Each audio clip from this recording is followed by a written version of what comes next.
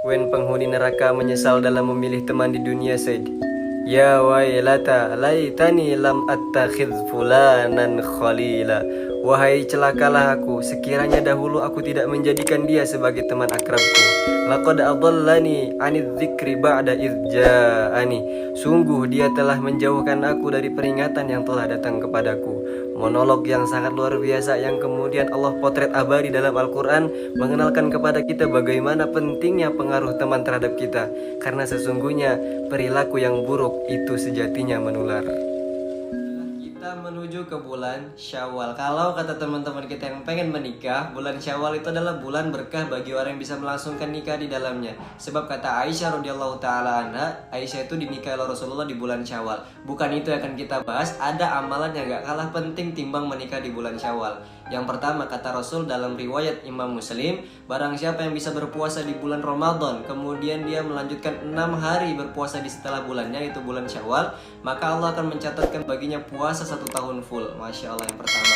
Yang kedua, menjalin tali silaturahmi. Teman-teman tahu, kita puasa, kita sholat, kita zakat, kita infak, tapi kita masih punya masalah sama orang lain. Sampai kemudian malaikat pengen bawa amalan kita kepada Allah, Allah nggak langsung terima. Allah tuh sampai mengatakan, amhilu hadaini hatta yastaliya. Jangan engkau berikan amalan 2 orang ini kepadaku sampai mereka itu saling berdamai. Maka penting itu namanya silaturahmi. Ada satu ketika Rasulullah itu buat SG storygram, nge-tag sahabatnya, kemudian Allah highlight di dalam Al-Quran. Saking pentingnya story ini. Cek deh.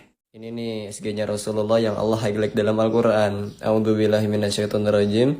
Illa tansuruhu faqad nasarahullah إذ أخرجه الذين كفروا ثاني اثنين إذ هما في الغار إذ يقول لصاحبه لا تحزن إن الله معنا. Nah, di highlight itu Allah Subhanahu wa taala pengen nunjukin ke kita bahwasanya orang yang dalam keadaan berhijrah itu nggak akan mungkin ditinggal sendirian. Bahkan dalam keadaan sedih yang berketakutan itu nggak akan mungkin. Sebab Allah akan bantu. Allah highlight di situ kalimatnya, la tahzan innallaha ma'ana. Insyaallah.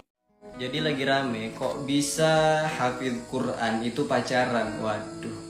Pertama, Al-Quran itu letaknya di sini, bukan di sini. Inna alaina jam'ahu wa qur'ana. Sesungguhnya kami itu mengumpulkan Al-Quran di dadamu kemudian membacakannya. Kalau diletakkan di sini, itu jadinya lahum qulubun la yafqahuna biha. Mereka itu mempunyai hati, tetapi mereka tidak mengerti apa yang mereka miliki.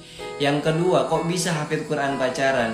Jadi setan itu ketika menggoda manusia enggak bisa dengan cara keburukan. Setan akan menggoda manusia dengan cara agar terlihat soleh untuk memperlancar kemaksiatannya. Jadi kayak fazayyana lahumus syaitonu wa malahum. Setan itu menjadikan indah perkara yang sebenarnya enggak boleh dilakukan.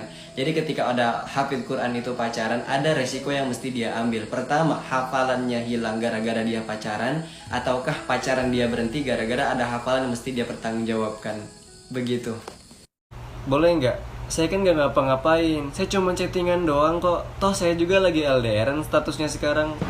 Nggak, alasan-alasan yang datang dari syaitan kayak gini nggak bakal bisa menjadikan maksiat itu menjadi baik. Nggak bakal bisa menjadikan maksiat itu menjadi boleh. Karena keharaman tetaplah suatu keharaman. Fazayyana lahumus syaitanu wa'malahum. Setan itu senantiasa menghiasi amal-amal yang buruk menjadi amal-amal yang baik. Dan satu yang harus kita ketahui, bahwa dalam Islam laki-laki dan perempuan itu terpisah. Jadi kalau nggak ada hajat atau keperluan syar'i di dalamnya, maka laki-laki nggak boleh berinteraksi dengan wanita. Emangnya lu pada bisa menikah tanpa pacaran dulu? Inilah kenapa akhirnya pacaran itu diharamkan dalam Islam. Walaupun tujuannya untuk memahami pasangan kita, bukan tanpa alasan, bukan tanpa hawa nafsu. Allah Subhanahu wa taala memerintahkan Rasulullah untuk menikah dengan setidaknya 12 istri, bukan.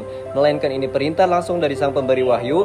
Wa ma yantiqu 'anil hawa in huwa illa wahyu yuha. Tujuannya untuk apa? Sebagai tuntutan suri teladan bagi umatnya dan mengajarkan kepada kita bagaimana cara untuk bisa memahami pasangan kita. Sebab istri Rasulullah itu telah mewakili sifat wanita di dunia. Masih kurang Allah turunkan surah An-Nisa khusus bertemakan tentang wanita. Tujuannya untuk apa? Agar laki-laki bisa memahami wanita dengan seluruhnya. Lantas dengan ilmu apa kita mengatakan bahwasanya pacaran itu dibolehkan? Walau dengan tujuan memahami pasangan kita.